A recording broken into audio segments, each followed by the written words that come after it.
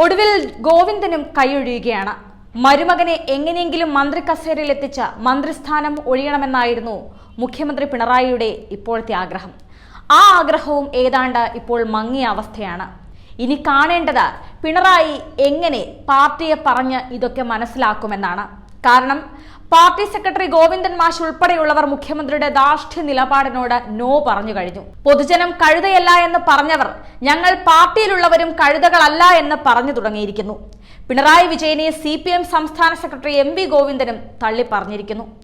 ലോക്സഭാ തിരഞ്ഞെടുപ്പ് തോൽവിയുടെ അടിസ്ഥാന കാരണം പിണറായി വിജയന്റെ അഹന്തയും ധിക്കാരവുമാണെന്ന് CPM സംസ്ഥാന കമ്മിറ്റി പറഞ്ഞത് MV ഗോവിന്ദനും ഒടുവിൽ ശരിവച്ചിരിക്കുകയാണ്. മുഖ്യമന്ത്രിയുടെ വിശ്വസ്തൻ കൂടി ഇങ്ങനെ കൈയൊഴിയുമ്പോൾ ഇനി മുഖ്യമന്ത്രി എന്തു ചെയ്യുമെന്ന് കണ്ടറിയണം. ഇനി മാസങ്ങൾക്കുള്ളിൽ പിണറായിയെ മുഖ്യമന്ത്രി സ്ഥാനത്ത് നിന്ന് വലിച്ചു താഴെയിടുക എന്നതേ CPMന് പോംവഴിയുള്ളൂ. പാർട്ടിക്കുള്ളിൽ പിണറായി വിരുദ്ധ ഗ്രൂപ്പും കലാപവും സജീവമായി കഴിഞ്ഞു.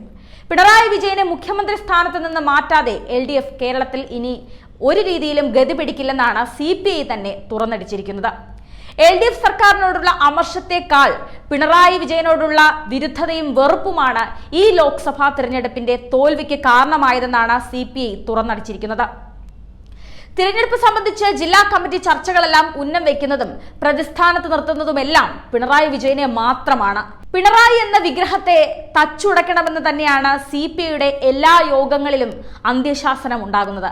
ഇക്കാലവും CPMനെ പിന്തുണച്ചിരുന്ന ഈഴവരും ദളിതരുമൊക്കെ CPMൽ നിന്ന് മറ്റ് പാർട്ടിയിലേക്ക് വഴിമാറിയിരിക്കുകയാണ്.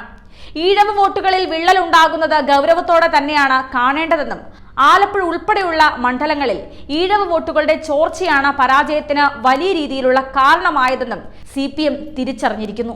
മുഖ്യമന്ത്രിയുടെ മകൾ വീണയ്ക്കെതിരെ ഉയർന്ന മാസപ്പടി വിവാദത്തിൽ കഴമ്പുണ്ടെന്ന് കേരളത്തിലെ എല്ലാ അടിമ സഖാക്കൾ ഒഴികെയുള്ളവരും വിശ്വസിക്കുന്നുണ്ട്. അധികാരം മാത്രമല്ല, CPMനെയും പിണറായി കൈയടക്കി.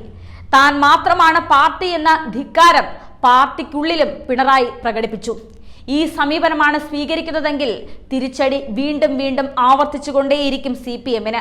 ക്ഷേമ പെൻഷൻ കൊടുക്കാൻ കഴിയാത്ത സർക്കാർ നവകേരള സദസ്സ് നടത്തിയത് ജനങ്ങൾ ഉൾക്കൊള്ളാതെ പോയെന്നും സംസ്ഥാന സർക്കാരിൽ നിന്ന് ഒന്നും ലഭിക്കുന്നില്ലെന്ന തോന്നൽ ജനങ്ങളിൽ നിൽക്കുമ്പോൾ തന്നെ കേന്ദ്രത്തിന്റെ സാമ്പത്തിക അടിയന്തരാവസ്ഥ പറഞ്ഞിട്ട് കാര്യമില്ല എന്നും പിണറായി വിജയന്റെ മുഖത്ത് നോക്കി പറഞ്ഞിരിക്കുകയാണ്. അതേസമയം മുസ്ലിം സഖാക്കളുടെ വോട്ടുകൾ CPMന് നഷ്ടപ്പെട്ടതിനെ പറ്റി MV ഗോവിന്ദനും ഇപ്പോൾ മിണ്ടുന്നില്ല എന്നാണ് BJP അധ്യക്ഷൻ K സുരേന്ദ്രൻ പറയുന്നത്. മുസ്ലിം സമുദായം എങ്ങനെ വോട്ട് ചെയ്തുവെന്നും അദ്ദേഹം പറയുന്നില്ല. അങ്ങാടിയിൽ തോറ്റതിന് അമ്മയോടെന്നാണ് CPMന്റെ ലൈൻ.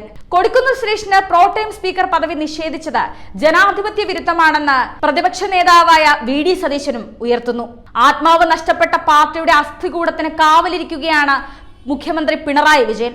അണികൾ ചോരയും നീരും നൽകി കെട്ടിപ്പടുത്ത പ്രസ്ഥാനത്തിന്റെ ഭരണത്തിന്റെയും തലപ്പത്തിരിക്കുമ്പോൾ ചീഞ്ഞു നാറുന്നത് തിരുത്തൽ യജ്ഞക്കാർ കണ്ടില്ലെന്ന് നടിച്ചു. ഇത്തരത്തിൽ തുറന്നടിക്കുകയാണ് KPCC പ്രസിഡന്റ് K സുധാകരനും. UDFിലേക്ക് ചേർന്നില്ലെങ്കിൽ 10 വർഷത്തിനുള്ളിൽ CPIയുടെ കൊടിയും പടവും തോരണവും കേരളത്തിൽ അവശേഷിക്കില്ല. UDFിൽ ചേക്കേറാൻ CPIയിലും മുറവിളി ഉയരുന്നു എന്നാണ് ഇപ്പോൾ പല പ്രതിപക്ഷ നേതാക്കളും ഉയർത്തുന്നത്. പിണറായിക്കെതിരെ അത്തരത്തിൽ 4 കോണിൽ നിന്നും പ്രതിപക്ഷ കോണിൽ നിന്നും സ്വന്തം പാർട്ടിയിൽ നിന്നും അടക്കം വലിയ രീതിയിൽ ശരയമ്പുകൾ നെയ്യുകയാണ്.